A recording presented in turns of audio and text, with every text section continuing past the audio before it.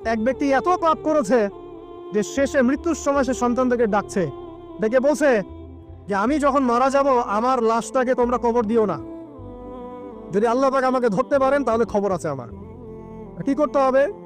সে বলছে যে আমার দেহটাকে তোমরা পুড়িয়ে ফেলবে এবং পুড়িয়ে ফেলার পরে ছাইগুলোকে একত্রিত করবা, করে অর্ধেক ছাই সমুদ্রে ভাসিয়ে দিবা, অর্ধেক ছাই বাতাসে উড়িয়ে দিবা। সন্তানরা তাই করলো।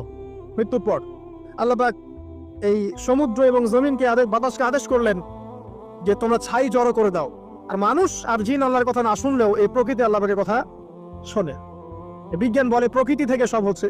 কি প্রকৃতি? প্রকৃতি কি, কাকে বলে? মানুষকে আল্লাহর ইবাদতকে বাদ দিয়ে প্রকৃতি পূজায় নিয়ে গেছে। এই পুরো প্রকৃতি আর মহাবিশ্ব এক আল্লাহর ইবাদত করে। কে সৃষ্টি করলো প্রকৃতি? প্রাকৃতিক ভাবে হয়েছে সবকিছু বলে, আল্লাহ থেকে হয়েছে বলা যাবে না। বললে আপনি মৌলবাদী হয়ে যাবে। আল্লাহ শব্দ ইউজ করলে আপনি মৌলবাদী হয়ে যাবে। ধর্মতাত্ত্বিক শব্দগুলোকে আস্তে আস্তে উঠিয়ে দেওয়া হয়েছে। দেখবেন যুক্তি, বিজ্ঞান, দার্শনিক শব্দগুলোকে আনা হয়েছে। এটাও টেকনিক্যালি করা হয়েছে। কোন সেকুলার মিডিয়াতে আপনি দেখবেন না ইনশাআল্লাহ বলছে। ইনশাআল্লাহ প্রমাণ করবে যে আপনি আস্তিক বা নাস্তিক।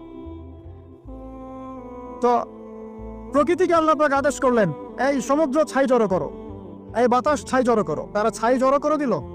এই ব্যক্তিকে বলা হচ্ছে তুমি জীবিত করে আল্লাহ পাক বলছেন তুমি যে এই কাজটা করেছিলে, লিমা ফাআলতা হাযা, তুমি এই কাজটা কেন করেছো? তখন এই ব্যক্তি উত্তর দিচ্ছে, মিন খাশিয়াতিকা ইয়া রাব্বি ওয়া আনতা আ'লাম। হে আল্লাহ, আমি আমার বুঝে যা এসেছে আপনার ভয়েই আমি এই কাজটা করেছি, আর আপনি খুব ভালো করেই জানেন যে আমি আপনার ভয়ে করেছি নাকি অন্য কোনো কারণে করেছি। মানে আপনি আমার মনের কথা জানেন।